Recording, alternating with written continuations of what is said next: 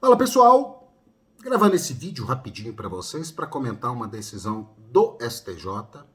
Existe alguns meandros aí nessa decisão, onde a quinta turma do STJ entendeu que o juiz ele pode aplicar o artigo 383 do CPP, a emendatio libelli, quando os fatos estiverem descritos no âmbito da denúncia e fizerem parte de um contexto maior sem que isso viole o princípio da correlação.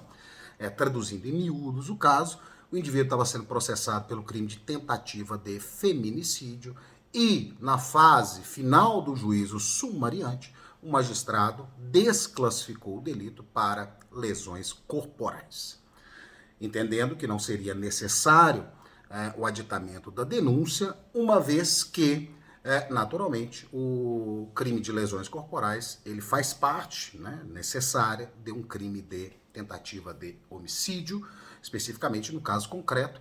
A gente tem que fazer essa análise sob a perspectiva do caso concreto como um todo. No primeiro momento, parece relativamente coerente a decisão.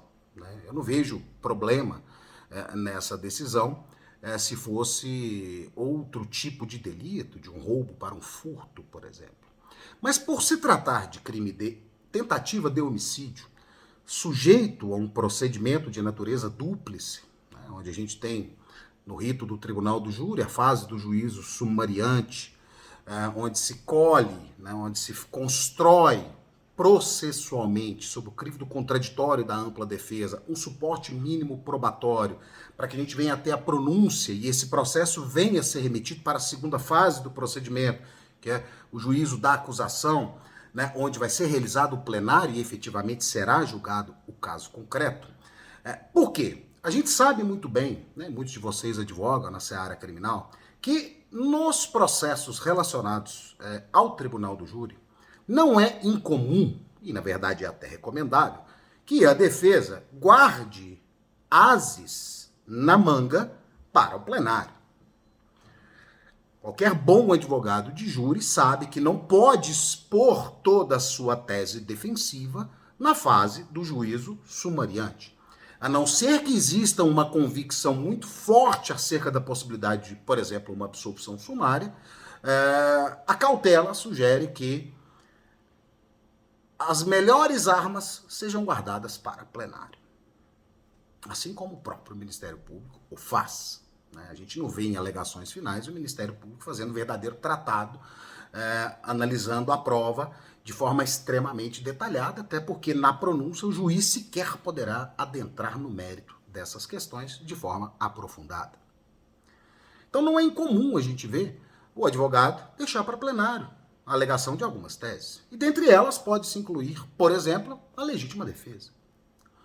Essa decisão do STJ, em que pese no caso concreto ela poder ser considerada adequada, a gente tem que ver, como eu disse para vocês, o caso concreto, porque às vezes tudo isso que eu estou falando já foi alegado e não tem esse questionamento. É uma decisão que quando a gente pega ela como regra, e a gente se vale muito de entendimento do STJ, no nosso dia a dia, até mesmo para aulas, para produção de materiais, a gente tem que ter um certo cuidado. Porque quando a gente admite que o juiz, na primeira fase do tribunal do júri, venha a aplicar o 383, a emendatio libelli, para descaracterizar um crime originalmente imputado como doloso contra a vida, para um crime não doloso contra a vida, ou seja, um crime de lesões corporais, primeiro há um risco de uma devida interferência do juízo natural do tribunal do júri, que é a quem compete julgar os crimes dolosos contra a vida. Segundo, há um risco de cerceamento de defesa, porque a defesa poderia estar guardando parte dos seus argumentos para o plenário. E a partir do momento em que o juiz não oportuniza à defesa a alegação de todos os seus argumentos, nitidamente, para mim, estamos diante de uma hipótese de cerceamento de defesa. Então, ainda que a decisão seja aplicável para o caso concreto, eu chamo a atenção de vocês para o risco de repetição do conteúdo, especialmente da ementa, com relação a todos os casos de tribunal do júri. Nem sempre isso será possível. E certamente teremos recursos em outros casos onde o defensor vai simplesmente falar, mas peraí, eu queria alegar legítima defesa, não me deram a oportunidade. Eu posso deixar para produzir essa prova em plenário, afinal de contas eu tenho 5 testemunhas para rolar para serem ouvidas pelo jurado? Quem disse que eu tenho que apresentar toda a minha tese defensiva no juízo sumariante? Não tem. Então, corre-se esse risco.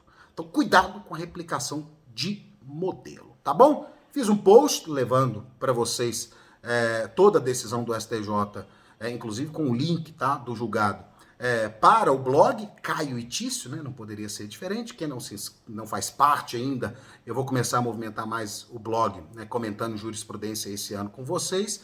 Se inscrevam lá no canal, é mais uma oportunidade da gente poder trabalhar alguns conteúdos de penal, de processo penal, especialmente aqueles mais densos, né? O Instagram ele tem uma limitação que não dá, às vezes, para a gente trabalhar um conteúdo de forma mais ampla. O Twitter, então, nem se diga. Então, o blog serve para esses conteúdos um pouco mais ricos, né, em termos de argumentação, alguns artigos que eu pretendo colocar lá esse ano para vocês. Então, acompanhem, né, essas ferramentas, acompanhem os vídeos, porque certamente esse ano a gente vai construir bastante conteúdo com vocês. Afinal de contas, o direito penal, o direito processual penal não param e a gente também não pode parar. Forte abraço e fiquem com Deus.